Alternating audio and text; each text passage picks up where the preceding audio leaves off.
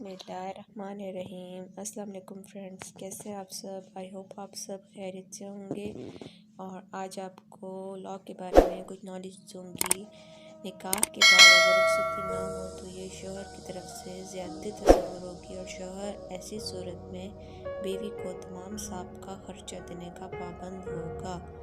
ये है 2020 YLR page number 1586। और इसके बाद दादी भी अपने पोते या पोती की हज़ानत और मुलाकात के लिए अदालत से रजू कर सकती है। ये है 2021 YLR पेज नंबर 1989। और इसके बाद जो नेक्स्ट है